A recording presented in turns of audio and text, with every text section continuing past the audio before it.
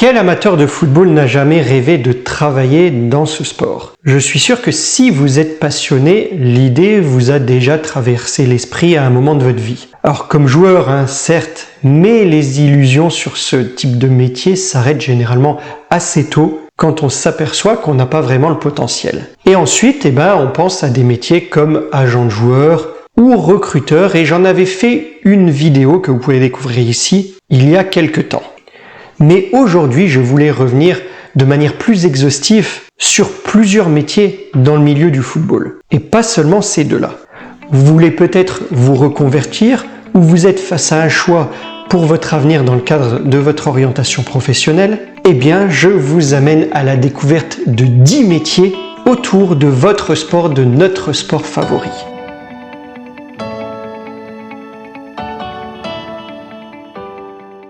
Bonjour les amis et bienvenue dans cette nouvelle vidéo qui peut-être suscitera des vocations. En tous les cas, je vais vous ouvrir les perspectives sur les métiers que vous pourriez exercer dans le domaine du ballon rond. Allez, c'est parti. Le premier, et je ne vais pas m'attarder longuement dessus et pour cause, c'est le métier de joueur de football.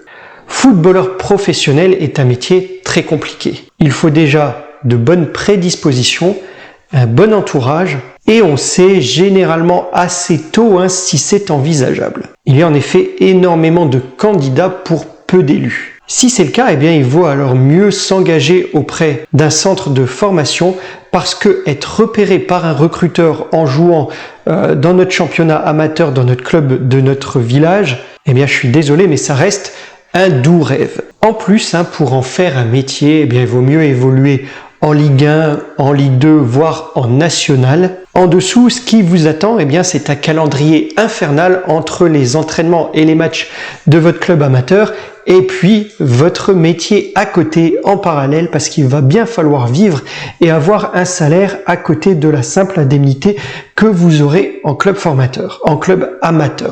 En Ligue 1, il faut savoir que le salaire tourne autour de 45 000 € bruts mensuels par mois. C'est une moyenne, sans doute que si vous jouez au PSG ou à Angers, les salaires seront bien différents. Et en Ligue 2, le salaire mensuel moyen brut aussi entre 5 000 et 20 000 €. Le second métier est celui d'agent de joueur. Comme je l'ai dit en introduction, j'en ai déjà parlé, si vous voulez voir une vidéo un peu plus longue sur ce sujet précis. En France, on en décompte à peu près 250 qui sont titulaires de la licence leur autorisant à exercer ce métier. Ils ont en effet passé un examen avec une partie qui concerne le droit et une partie sur les réglementations spécifiques liées au football. L'école des agents de joueurs de football, que l'on appelle donc par ses initiales et l'acronyme EAJF, prépare à ce concours et vous en aurez pour à peu près 2500-3000 € de frais pédagogiques pour 10 à 18 mois de formation en fonction de votre rythme. C'est aussi une formation qui est accessible en ligne maintenant. Si vous réussissez votre formation et donc l'examen, vous vous baladerez de terrain en terrain à la recherche de pépites tout en conseillant vos poulains et en négociant les contrats. Ah oui, il faut avoir un bon esprit commercial, ça c'est certain. Une étude a été menée il y a quelques années sur les salaires des agents de joueurs et on atteignait à peu près les 27 000 € bruts par an. Mais c'est très indicatif et ça dépend aussi des pourcentages négociés avec les contrats des joueurs. Ensuite, troisième métier, nous avons l'attaché de presse. C'est l'attaché de presse d'un club et il s'agit donc ici de faire le lien entre le club qu'on représente et les médias. Plusieurs cursus pour y arriver existent, que ce soit universitaire ou en école privée de communication. Mais certaines écoles ont une spécialisation en sport. Vous avez par exemple un master spécialisé en management des organisations de sport. Si vous allez au bout et que vous trouvez un club comme employeur, alors vous pourrez mettre en lien les membres du club avec les journalistes, organiser les conférences de presse, les accréditations, etc., etc. Et dans le foot, les attachés de presse, semble-t-il, sont mieux payés que dans d'autres structures. On parle d'un salaire d'environ 40 000 € bruts annuels. Passons maintenant à un quatrième métier, l'entraîneur. Alors quand on parle de coach, on pense tout de suite à Mourinho, Ancelotti ou Guardiola ou autres. C'est vrai que la FFF forme les entraîneurs et leur fait passer des diplômes pour exercer dans l'élite, mais avec la FFF, il est aussi possible et bien plus accessible d'entraîner les jeunes. Vous avez le brevet fédéral d'initiateur qui est le premier échelon et qui fait suite à une formation de 40 heures pour entraîner des équipes départementales de moins de 15 ans.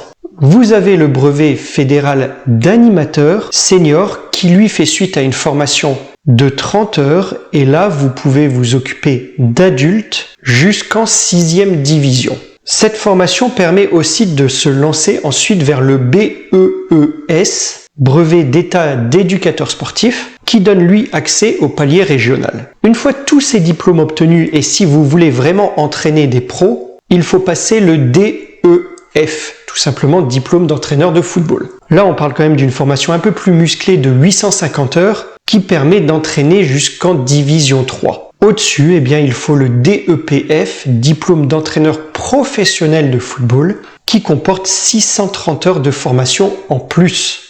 Alors en Ligue 1, les salaires avoisinent environ les 90 000 € mensuels bruts, alors que l'entraîneur de jeunes, encore une fois plus accessible, peut lui toucher entre 1500 et 3000 € bruts par mois. Passons au suivant, nous avons le journaliste sportif. Sa singularité dans ce métier, c'est qu'il n'est pas vraiment réglementé. Il n'y a pas besoin de diplôme, mais tout de même, c'est très difficile d'intégrer ce milieu sans être diplômé d'une des 14 écoles de journalisme. Vous tapez sur Google, vous verrez la première qui apparaît est l'ESJ de Lille qui propose une licence professionnelle journalisme de sport. Le débutant ici peut gagner à peu près 20 000 € bruts par an, mais tout dépend en fait du média pour lequel vous travaillerez. Allez, passons au prochain métier, celui de recruteur. C'est le deuxième métier dont j'avais parlé dans ma vidéo consacrée à un de ces métiers. Celui-ci est particulier, pas d'école, il ne s'apprend pas. En réalité, c'est très difficile d'en vivre sans avoir été déjà dans le domaine du football auparavant. Il vaut mieux avoir baigné dans ce milieu-là et ensuite devenir recruteur. Et si c'est le cas, eh bien vous allez voir du pays. Le salaire non plus ici n'est pas une notion très tangible car la fourchette est très large en fonction du club.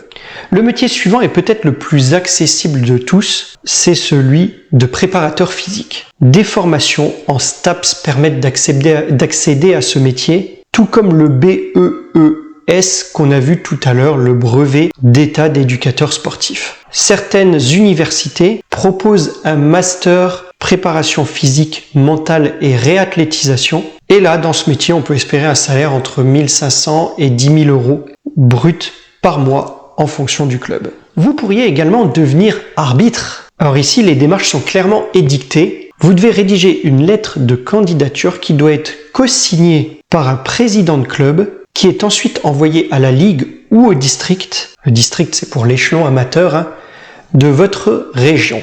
Mais ce n'est pas tout, c'est pas suffisant. Ensuite, c'est une formation et un examen sous tutelle d'un arbitre officiel afin d'obtenir un brevet. L'arbitre grimpe ensuite petit à petit en fonction de ses prestations dans les différentes divisions. Et dans l'élite, eh bien, les arbitres peuvent même gagner jusqu'à plus de 100 000 € par an. Et ça peut aller de manière dégressive jusqu'à un arbitre de touche chez les jeunes qui peut gagner de 10 à 50 € par rencontre. Bon, eh bien, qu'est-ce qui reste autour du foot? Les jardiniers. Là, il y a des formations classiques en paysagisme et vous pouvez en retrouver plein sur Internet. Après votre formation, vous faites tout simplement acte de candidature pour remettre les terrains en état, veiller à l'arrosage, à la coupe, etc. Le salaire, comme dans toutes les entreprises privées, dépend de vos négociations, mais dites-vous bien que les 20 000 € par mois du jardinier du PSG, Calderwood, est une exception.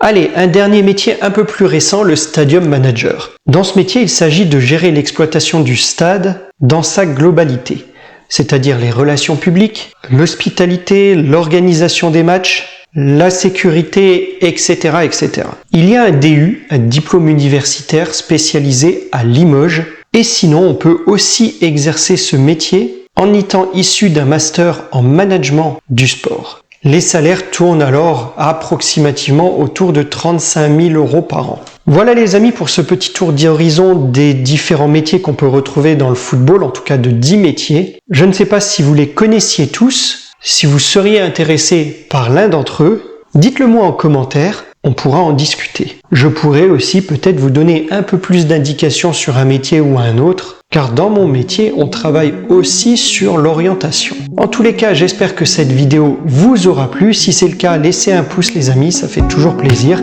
Likez, partagez, commentez, mais surtout appréciez. Et je vous dis à très vite pour une prochaine vidéo. Portez-vous bien les amis.